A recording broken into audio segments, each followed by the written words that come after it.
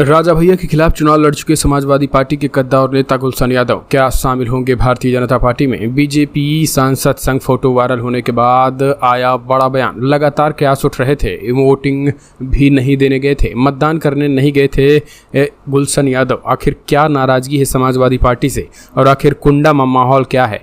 दोस्तों, दरअसल 2022 के विधानसभा चुनाव रघुराज प्रताप सिंह और राजा भैया के खिलाफ चुनाव लड़ चुके गुलशन यादव इस बार लोकसभा चुनाव में समाजवादी पार्टी के समर्थन में खुलकर प्रचार नहीं किया और अपने समर्थकों से भाजपा को वोट करने की भी अपील कर दी थी।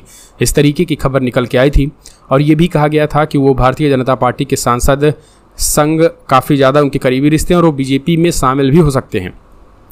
इस तरीके की खबरें और अटकलें निकल कर आ ही रही थी कि अब इन सब के बीच गुलशन यादव खुलकर सामने आ गए हैं। गुलशन यादव ने क्लियर कर दिया है कि क्या वो बीजेपी में शामिल होने जा रहे हैं। इन सब के बीच उन्होंने क्लियर कर दिया है। दरअसल गुलशन यादव ने कहा है कि फ़िलहाल सोशल मीडिया पर जो कुछ चीज़ें चल रही हैं कि हम बीजेपी के साथ, बीजेपी प्रत्याशी विनोद सोनकर के साथ हमारी फ़ोटो जो है वो पूरी तरीके से फर्जी है। उनने कहा है कि वो बहुत पुरानी तस्वीर है, काफ़ी करीबी होने की बातों का खंडन किया है। उन्होंने कहा कि हाँ, वो हमारे मित्र हैं, दोस्त हैं। राजनीति में सभी के साथ तस्वीरें होती हैं, लेकिन इसका मतलब ये नहीं है कि हम समाजवादी पार्टी छोड़ देंगे। समाजवादी पार्टी, उन्होंने कहा है कि जनक बताया, समाजवादी पार्टी कहा है कि हम समाजवादी पार्टी से ही हमारी पहचान है, तो सपा को छोड़कर हम कहीं जाने वाले नहीं हैं। गुलशन यादव ने कहा है कि कुछ लोग हमें बदनाम करने की कोशिश कर रहे हैं।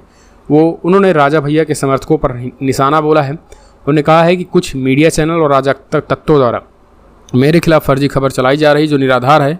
आप सभी किसी बहकावे में न आए, हम समाजवादी पार्टी के सिपाही थे और आगे भी रहेंगे। जय समाजवाद, जय अखिलेश। तो इस तरीके से उन्होंने ये सारी चीज़ें कह दी हैं।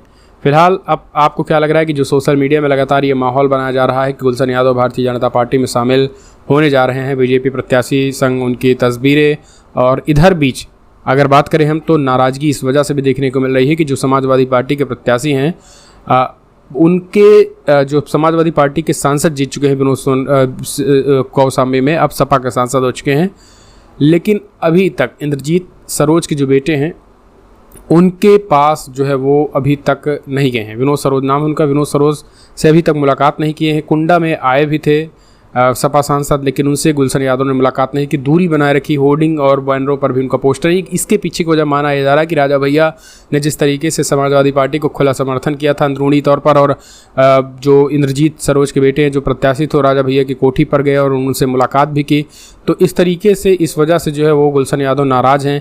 उनका कहना है कि जो है वो हम वैसे भी चुनाव जीत रहे थे तो राजा भैया का समर्थन क्यों, और इस तरीके का दिखावा जो है वो केवल जनसत्ता पार्टी कर रही है, राजा भैया कर रहे हैं। तो इस तरीके की चीज़ें जो है निकल के आई। हालांकि उन्होंने बीजेपी में शामिल होने की खबरों का पूरी तरीके से खंडन कर दिया है।